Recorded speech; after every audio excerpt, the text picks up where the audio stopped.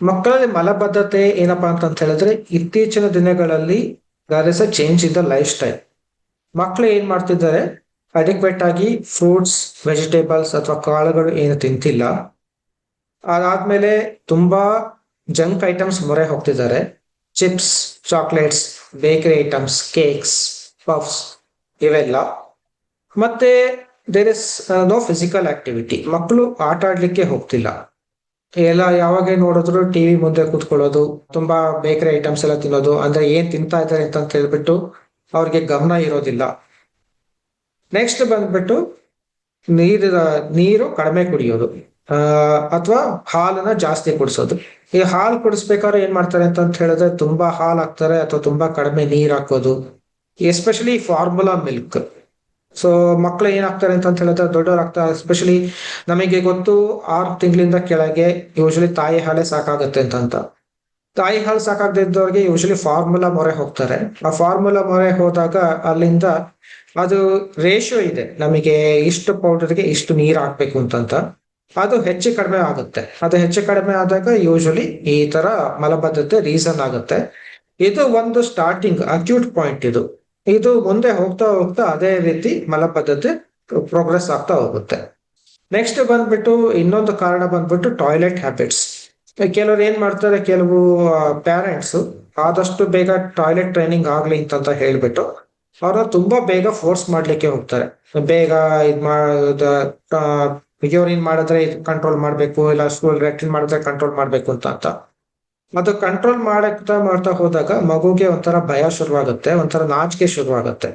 So ಅವ್ರೇನ್ ಮಾಡ್ತಾರೆ, ನಾಚಿಕೆ ಶುರು ಈ ತರ ಎಲ್ಲ ಬಂದಾಗ ಸೊ ಮೋಷನ್ ನ ಅಂದ್ರೆ ಲ್ಯಾಟ್ರಿನ್ ಪಾಸ್ ಮಾಡೋ ಏನು ಇದು ಅರ್ಜ್ ಇದೆ ಅದನ್ನ ಆದಷ್ಟು ತಡಿತಾ ಹೋಗ್ತಾರೆ.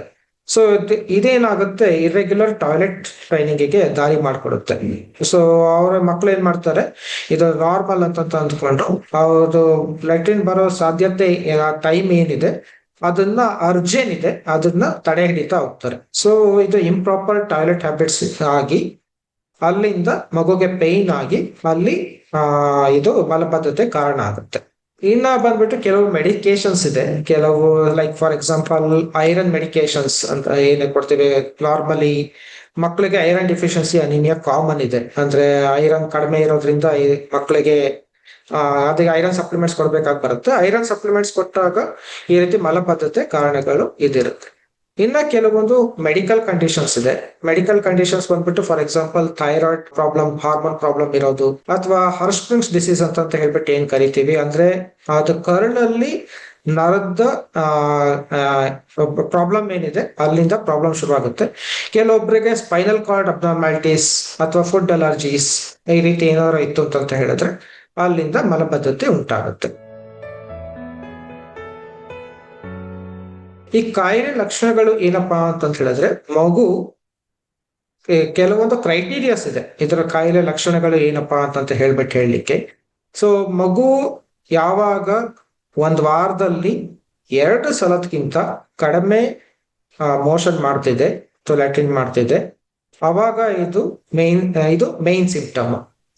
ಮತ್ತೆ ಮಗು ಮೋಷನ್ ಮಾಡ್ಬೇಕಾದ್ರೆ ತುಂಬಾ ಹಾರ್ಡ್ ಆಗಿರೋದು, ತುಂಬಾ ಡ್ರೈ ಆಗಿರೋ ತರ ಇರೋದು, ಮತ್ತೆ ಪೆಲೆಟ್ಸ್ ತರ ಅಂದ್ರೆ ಹಿಕ್ಕೆ ತರ, ಮೇಕೆ ಹೇಗೆ ಹಿಕ್ಕೆ ತರ ಹಾಕುತ್ತೆ ಅವಾಗ ಆ ರೀತಿ ಏನಾದ್ರೂ ಪೆಲೆಟ್ ಲೈಕ್ ಸ್ಟೂಲ್ಸ್ ಆ ತರ ಏನಾದ್ರೂ ಬಂತು ಅಂದ್ರೆ ಇದು ಒಂದು ಕಾಯಿಲೆ ಲಕ್ಷಣ. ಮತ್ತೆ ಮಗು ಮೋಷನ್ ಮಾಡ್ಬೇಕಾದ್ರೆ ನೋವಿನಿಂದ ಅಳೋದು ಅಥವಾ ತಿನ್ಕೋದು, ಮೋಷನ್ ಮಾಡ್ಬೇಕಾದ್ರೆ ತಿನ್ಕೋದು, ಪ್ರೆಷರ್ ಹಾಕೋದು, ಇದು ಇನ್ನೊಂದು ಲಕ್ಷಣ. ಮತ್ತೆ ಮಗು ಮೋಷನ್ ಮಾಡ್ಬೇಕಾದ್ರೆ ಹೊಟ್ಟೆ ಉಬ್ಬರ ಬರೋದು ಅಥವಾ ಹೊಟ್ಟೆನಲ್ಲಿ ಪೈನ್ ಆಗೋದು, ಇದು ಇನ್ನೊಂದು ಕಾಯಿಲೆ ಲಕ್ಷಣ.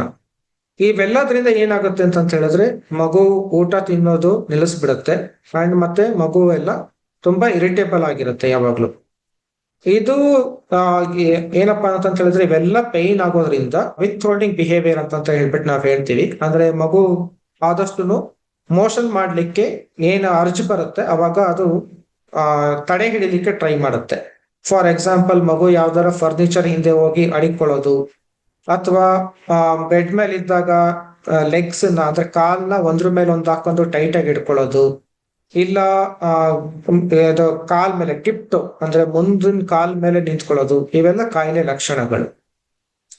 ಇನ್ನ ಒಂದ್ ಕೆಲವೊಂದು ಕಾಯಿಲೆ ಲಕ್ಷಣ ಏನಪ್ಪಾ ಅಂತ ಹೇಳಿದ್ರೆ, ಆ ಮಗು ಯಾವಾಗ ಮೋಷನ್ ಹೋಗುತ್ತೆ ಅವಾಗ ತುಂಬಾ ದಪ್ಪ ಡಯಾಮೀಟರ್ ಇರೋಂತ ಮೋಷನ್ ಏನಿದೆ ಅದು ಅಲ್ಲೇ ಕಟ್ಕೊಂಡ್ಬಿಟ್ಟು ಅಂದ್ರೆ ಟಾಯ್ಲೆಟ್ ನ ಬ್ಲಾಕ್ ಮಾಡುತ್ತೆ. ಸೊ ಇದು ಒಂದು ಲಕ್ಷಣ. ಚಿಕಿತ್ಸೆ ಮೈನ್ ಏನಪ್ಪಾ ಅಂತ ಹೇಳಿದ್ರೆ, ಸೊ ಬೇಸಿಕಲಿ ನಮಗೆ ಲೈಫ್ ಸ್ಟೈಲ್ ಮಾಡಿಫಿಕೇಶನ್ ಮತ್ತೆ behavioural therapy. Life style modification ಏನು? ಸೊ ಬೇಸಿಕಲಿ ಬಂದ್ಬಿಟ್ಟು ನಾವು ಆದಷ್ಟು ಇದಕ್ಕೆ ರೀಸನ್ ಆಗಿರುವಂತ ಇದೇನಿದೆ ರೀಸನ್ಸ್ ಏನಿದೆ, ಕಾಮನ್ ಆಗಿ ಬೇಕರಿ ಐಟಮ್ಸ್ ಅಥವಾ ದಾರಿ ಬದಿ ಸ್ಟ್ರೀಟ್ ಫುಡ್ ಐಟಮ್ಸ್ ಅದನ್ನ ಆದಷ್ಟು ಅವಾಯ್ಡ್ ಮಾಡ್ಬೇಕಾಗುತ್ತೆ. ಮತ್ತೆ fibre rich diet. Fibre rich ಅಂತ ಹೇಳಿದ್ರೆ ಫ್ರೂಟ್ಸ್ ಅಲ್ಲಿ ಏನಪ್ಪಾ ಅಂತ ಹೇಳಿದ್ರೆ ಬಾಳೆಹಣ್ಣು, ಪಪ್ಪಾಯ, ಕಿತ್ಲೆ ಹಣ್ಣು, ಮೋಸಂಬಿ ಇವು ಜಾಸ್ತಿ ಫ್ರೂಟ್ಸ್ ವಿತ್ ಫೈಬರ್ಸ್. ನೆಕ್ಸ್ಟ್ ಬೇಳೆ, ಕಾಳುಗಳು, ವೆಜಿಟೇಬಲ್ಸ್, ಬೀನ್ಸ್, ಕ್ಯಾರೆಟ್ ಇವೆಲ್ಲ ಫೈಬರ್ ರಿಚ್. ಮತ್ತೆ ಹಸಿರು ಸೊಪ್ಪು, ತರಕಾರಿಗಳು ಇವೆಲ್ಲ ಆದಷ್ಟು ಯಥೇಚ್ಛವಾಗಿ ತಗೋಬೇಕು.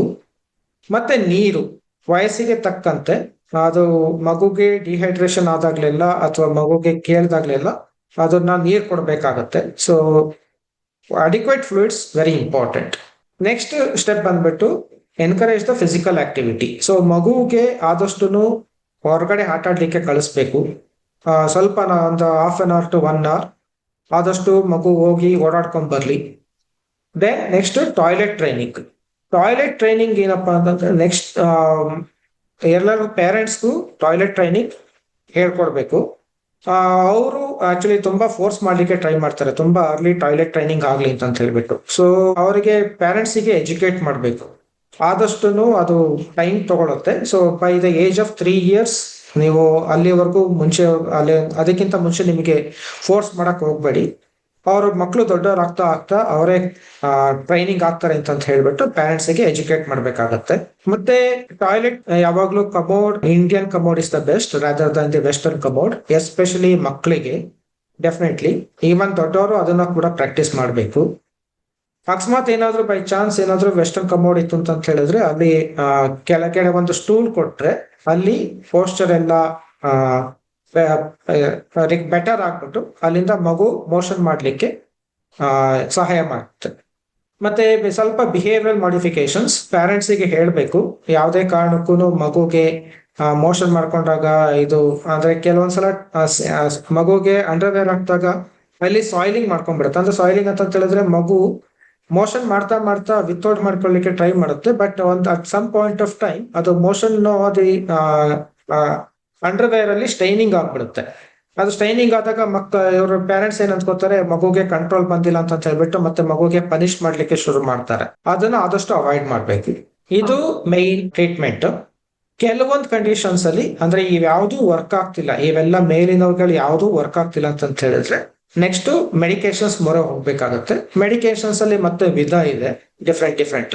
ಅದು ಮಗುಗೆ ಯಾವುದು ಬೇಕಾಗುತ್ತೆ ಅದಕ್ಕೆ ಅದೇ ರೀತಿ ಟ್ರೀಟ್ಮೆಂಟ್ ಡಿಸೈಡ್ ಮಾಡ್ಕೋಬೇಕು. ಫಸ್ಟ್ ಥಿಂಗ್ ಅಂತ ಹೇಳಿದ್ರೆ ಅವಾಯ್ಡ್ ಮಾಡಬೇಕಾಗಿರೋ items basically bread items, biscuits, rusks, bakery items, mixtures, sweets ಇವೆಲ್ಲ ಆದಷ್ಟು ಅವಾಯ್ಡ್ ಮಾಡಬೇಕು. ನೆಕ್ಸ್ಟ್ ಬಂದ್ಬಿಟ್ಟು ಏನನ್ನ ಕೊಡಬೇಕು.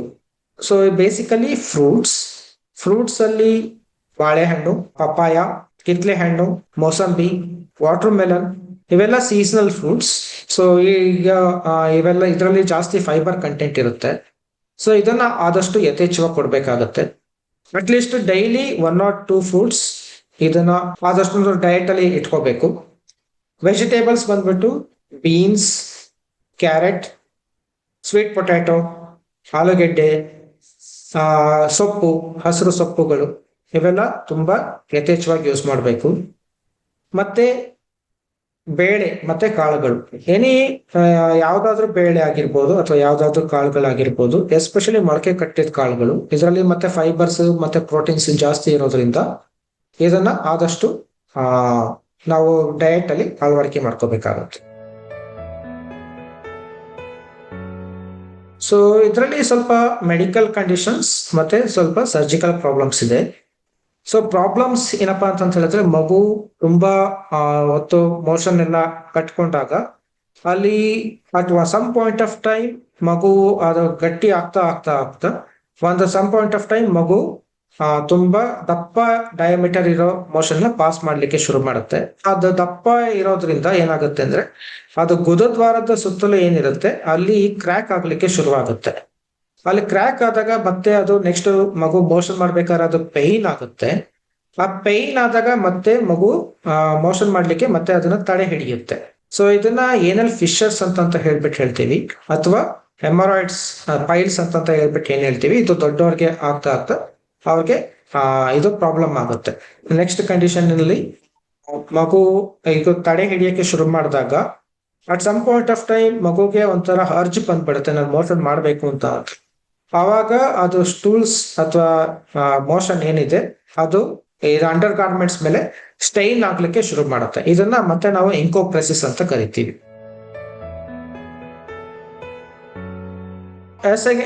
ಮತ್ತೆ ಏನಪ್ಪಾ ಅಂತ ಹೇಳಿದ್ರೆ, ಡಯಟ್ ಮೈನ್ ಬಂದ್ಬಿಟ್ಟು ಇದಕ್ಕೆ ಡಯಟ್, ತುಂಬಾ ನೀರು ಕುಡಿಸ್ಬೇಕು. ಮತ್ತೆ ಟೈಮ್ ಆದಾಗ್ಲೇ ಈ ಮಕ್ಕಳಿಗೆ ಟಾಯ್ಲೆಟ್ ಟ್ರೈನಿಂಗ್ ಮಾಡಬೇಕು. ಫಿಸಿಕಲ್ ಆಕ್ಟಿವಿಟಿ ಎನ್ಕರೇಜ್ ಮಾಡಿ. ಮತ್ತೆ ಆದಷ್ಟು ಮೋಷನ್ ನ ಕರೆಕ್ಟ್ ಆಗಿ ಆದಷ್ಟು ಇಂಡಿಯನ್ ಕಮೋಡ್ ಯೂಸ್ ಮಾಡ್ಲಿಕ್ಕೆ ಟ್ರೈ ಮಾಡಿ. ಮತ್ತೆ ಪೇರೆಂಟ್ಸಿಗೆ ಎಜುಕೇಶನ್ ಮಾಡಬೇಕು. ಅವ್ರು ಯಾವುದೇ ಕಾರಣಕ್ಕೂ ಕಿರ್ಚಾಡೋದು, ಹೊಡೆಯೋದು ಅವೆಲ್ಲ ಆದಷ್ಟು ಅವಾಯ್ಡ್ ಮಾಡಕ್ ಹೇಳ್ಬೇಕು.